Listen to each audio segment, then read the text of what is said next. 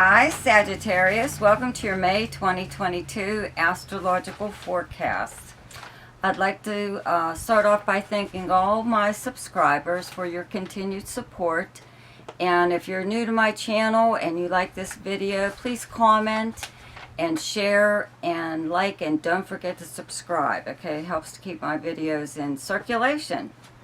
And also check out my weekly forecasts, and in the description box below there's a link to my website if you would like to have your chart done, and there's also a link to something called Ask Me a Question, and it's for people who only want to know maybe one or two things about their chart, and that's it. Okay, so you could just get all that information down there. Anyways, this month is going to be really fun for you. Okay, maybe it isn't always in the past, but the way planets are lining up here. Okay, first of all, the sun is in Gemini, right? I'm sorry, in Taurus up until the 20th, then moves into Gemini. But the month starts off with Mercury in Gemini and actually goes retrograde on the 10th. Okay, and goes so far back retrograde it falls back into Taurus on, let's see here, the 28th. Okay, so really at the beginning of the month you do have that one planet in Gemini, your opposite sign. Okay, so it will be in your 7th house where you have Gemini. But Venus on the 2nd moves into Aries, and then Jupiter moves into Aries on the 10th, and then Mars moves into Aries on the 24th. And where you have Aries in your chart is your 5th house of fun and romance. Okay, gambling, speculation, anything to do with children, children's games, children period, yours or someone else's, sports, but it is romance and creativity. That's mainly what it's known for. So, you know, with Jupiter here, you'll have to listen to my video on Jupiter in Aries, okay, for each zodiac sign. But with Mars and, well, with Venus starting off at the month, and Venus is in Aries up until the 28th, I believe. Yeah, wait, 22nd is when Mercury moves into Taurus. Okay, sorry about that. The 28th is when Venus moves into Taurus. So anyways, most of the month it's moving kind of fast, but you're going to have Venus in your 5th house of fun and parties, and you know, just you know, if you are looking to meet someone, especially when Jupiter moves here, it's going to open up a lot of possibilities. And I have to say that, okay, you have Mercury in your 7th house of close relationships, business, romantic, or even just like a close friend. Okay, so the sun will be moving here, and eventually Mars. Okay, Mars is going to spend an extended stay in Gemini. Okay, I'll give you those dates like next month. It won't be for a while. Okay, but the thing is you'll have Jupiter in your 5th house at the same times. Another, like, kind of like relationship house, with it being the house of romance. So I'm going to have to say that, excuse me, somebody's going to be kind of pushy with you when it comes to any kind of relationship. Either it's a collaboration on something creative, or it could be just like a business proposition or something, or it could be, excuse me, someone that you're seeing, you know, romantically. But you'll have many more opportunities to meet more people, for if that's what you want. You know, if you want a lot of romance in your life, well, looks like it's headed your way, but somebody's about to get kind of a little aggressive with you in that area, a partnership. Okay, so it could start with this Mercury in Gemini, okay, in your 7th house. Now, when it goes retrograde, it's kind of like a time to reflect or review or even change your mind about something.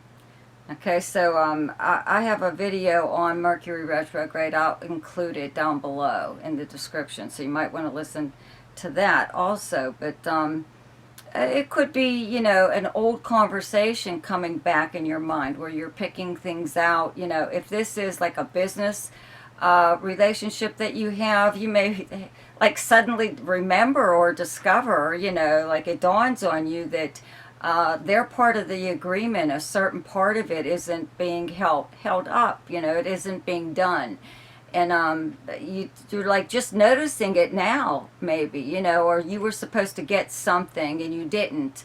But it depends on how long you've been in business with this person. But the same thing with a romantic relationship. This is where your focal point is going to be when the sun moves here. Okay, so you might want to think about this ahead of time, because the seventh house is also the house of contracts, and like lawyers, like legal things on paper, along with the third house also. But this is more like lawyers taking care of something. So if you're in some kind of close partnership. But as far as romance goes, this could be a time where you even just like reviewing your mind, when Mercury turns retrograde. Do you want to be exclusive with this person, or just whatever, just trying to figure out your relationship. Now, up until the 20th, though, the sun is still in Taurus, in your 6th house, where you have the sign of Taurus, and Uranus is also transiting here, okay? So, your 6th house is the workplace, okay? The kind of work that you do, your co-workers, your work schedule. It's also your house of health and your house of service, okay? It's also the house of small pets. So maybe you are getting one, or have recently gotten a new cat or dog or something or other, okay? But, the planet Uranus is here, so things on the work front are a little unpredictable, with people coming and going, clients even coming and going. If you're self-employed, the same thing. It's maybe you don't have a steady flow of work, or maybe you have like one big job, that kind of holds you over to the next paycheck or something, but it fluctuates. But a lot of surprising things happening, though, in the workplace. Also, with your in your health, you may have developed allergies or something like that you never had an allergy to before. All of a sudden, that you have these like symptoms that you never, had. Everybody else had them all the time, but you never did. Let's say like even like poison ivy or something like that. Maybe you're not really prone to it, and all of a sudden it can hardly wait to find you. Each year it's getting like that, okay? So, this would be a time that maybe you are like, if you are self-employed or trying to get more clients, or you're putting out feelers kind of to try to bring in business. And when Jupiter moves into your 5th house in Aries, that'll also help with a lot of things. You will have the ability to speculate a little bit. You are the gamblers of the Zodiac, okay? So I always tell you when or when not to gamble, but don't gamble too much. But you can take a few risks here, but as far as your health goes, though, back to your 6th house here, this may be the time of year every year where you get some kind of checkup, or you make an appointment or something. But you're like trying to take your diet into consideration, eat healthy and all this other stuff. But you're noticing things about your health, so you want to do something to like improve it, obviously. When Mercury retrogrades back into this area, back into your 6th house on what did I have? I'm getting these, let me see here, the 22nd, okay?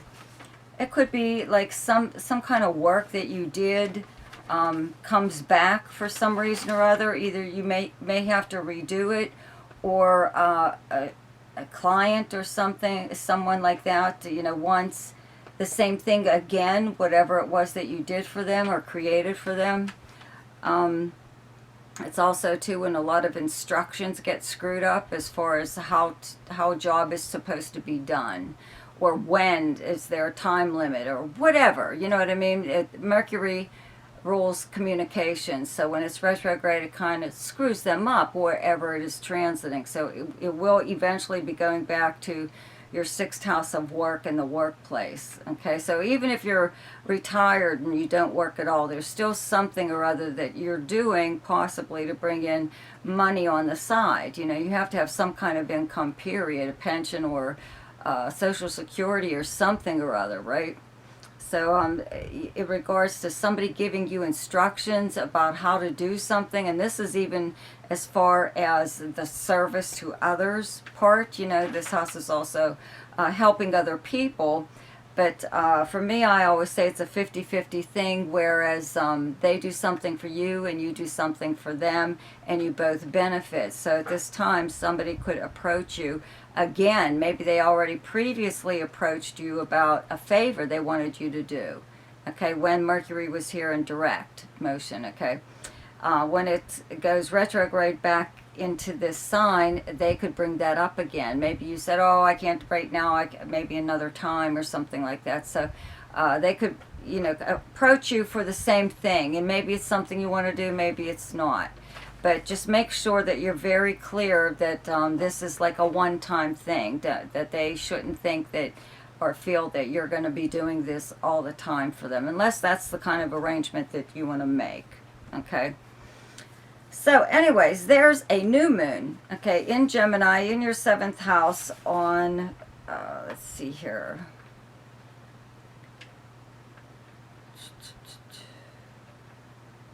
This is all the way on the 30th, yeah. Well, let's get to this first. There's a full moon lunar eclipse, okay, in Scorpio on the 16th. So where you have Scorpio in your chart is your 12th house. It's directly across from your 6th house of Taurus. So I would have to say, first of all, the effects, because it's an eclipse occurring at the same time, the effects will last a little bit longer. But your 12th house is the house of secrets and actions taken by you or someone else behind the scenes. It's also your psychic ability, your dreams. It's how charitable you are towards other people. Many things, but I would have to say that around this full moon, you may find something out about somebody that you work with, higher up, or something about your company maybe that was supposed to be a secret, or maybe it isn't, you know, but it's probably something pretty salacious, I guess. You know, I don't know, it just kind of seems that way, okay, that maybe you could find out something about a coworker, or again, if you're self-employed, a client that you have.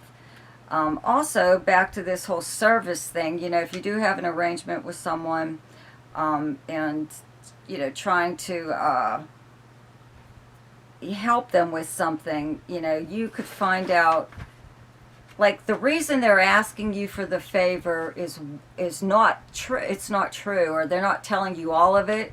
They don't want you to know something. It could be embarrassing to them, or they really don't want anyone to know that kind of predicament that they're in, and they're asking you for your help, but I don't feel they're really telling you everything about it, okay?